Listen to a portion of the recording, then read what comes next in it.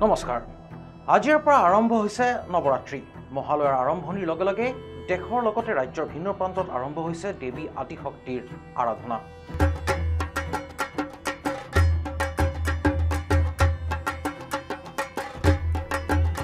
মা দুৰ্গাৰ আগমনে জীপাল কৰিছে ধৰা, চৌদিশে আনন্দৰ জোৱাৰ, সকলো সাজু শাৰদীয় দুৰ্গা পূজাৰ বাবে।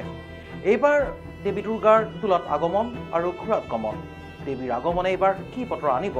একেদৰে দেৱী পক্ষৰ প্ৰথমটো দিনতে অৰ্থাৎ মহালয়াৰ দিনটোতেই বছৰটোৰ অন্তিমটো সূৰ্যগ্ৰহণ দৃশ্যমান হৈছে। এয়া বাৰু কিহৰ সংকেত? ভালৰ বাবে নে কালৰ বাবে? প্ৰকৃতি আৰু দেৱীৰ এই বতৰা।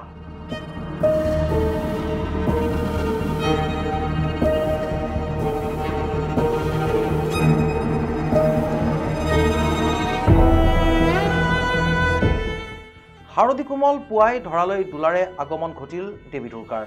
মা দুৰ্গাৰ আগমনে জীপাল কৰিলে ধৰাৰ বুকু। পিতৃপক্ষৰ অৱসান ঘটাই আজিৰে পৰা আৰম্ভ হ'ল দেৱী পক্ষ। মহালয়াত দেৱী পক্ষৰ আৰম্ভণি হ'ল। দেৱী দুৰ্গাৰ পৃথিৱীলৈ আগমন আৰু পিতৃপক্ষৰ অন্ত পৰিল।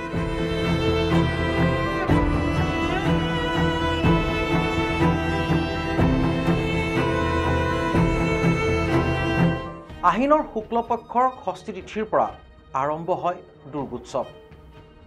বিল্ববোধনেৰে ষষ্ঠীৰ বেদীত স্থাপন কৰা হ'ব মহিষমৰ্দিনীক। এই পক্ষটোক দেৱী পক্ষ নামেৰেও জনা যায়। পূৰ্বৱৰ্তী অমাৱস্যাত এই দেৱী পক্ষৰ আৰম্ভ হয় আৰু ইয়াকেই কোৱা হয় মহালয়া।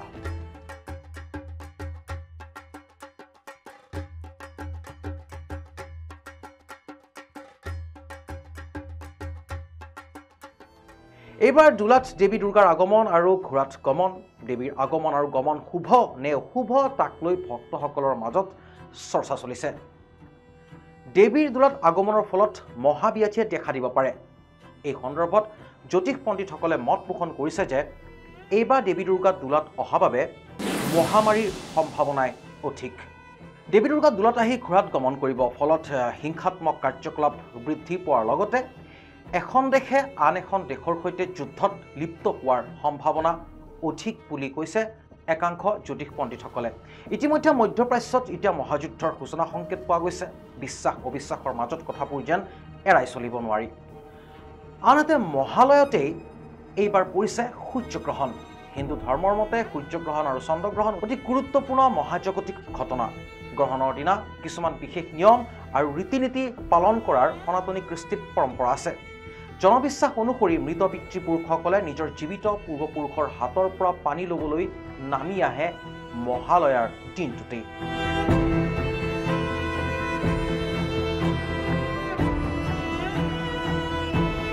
আৰু মহালয়াৰ দিনটোতেই আত্মীয়ৰ হাতেৰে তৰ্পণ গ্ৰহণ কৰি সন্তুষ্ট হৈ উভতি যায় পিতৃপুৰুষ। এয়া বছৰ বছৰ ধৰি চলি অহা এক পৰম্পৰা।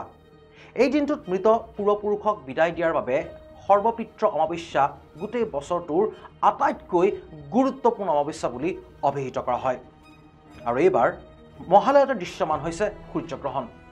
সূৰ্যগ্ৰহণক লৈ বৈজ্ঞানিক দৃষ্টিভংগী অতি সবল। ধৰ্মীয় দৃষ্টিভংগীত যদিও বা সূৰ্যগ্ৰহণৰ আছে পৌৰাণিক বহু আখ্যান। ধৰ্মীয় দৃষ্টিভংগীত আমি যদি লক্ষ্য কৰোঁ, দেৱী পক্ষত গ্ৰহণ লগাটো অশুভ বুলি বিবেচনা কৰে জ্যোতিষ পণ্ডিতসকলে। আৰু দেৱী পক্ষৰ আৰম্ভণিতে যদি সূৰ্যগ্ৰহণ বা দেৱী পক্ষৰ এই পক্ষৰ দিনকেইটাত যদি গ্ৰহণ পৰে, তেনেহ'লে দেৱীয়ে ৰণচণ্ডীৰ ৰূপ ধাৰণ কৰে বা দেৱীৰ তাত কালিকা লাগে বুলি ধাৰণা কৰি আহিছে জ্যোতিষ শাস্ত্ৰীসকলে। যিয়েই নহওক, মানিলে ধান, নামানিলে পতান। সনাতনী কৃষ্টিত জ্যোতিষ শাস্ত্ৰৰ এক গুৰুত্বপূৰ্ণ ভূমিকা আছে। হয়তো সেয়ে আজিও আমি বিশ্বাস কৰি আহিছোঁ এনে বহু কথা, বহু নীতি নিয়ম। এতিয়া অনাগত ভৱিষ্যত ভাল হ'ব নে বেয়া হ'ব সেয়া সময়ৰ হাতত। আমি কেৱল কামনা কৰিব পাৰোঁ আই দুৰ্গাই যাতে সকলোৰে দুখ মোচন কৰে।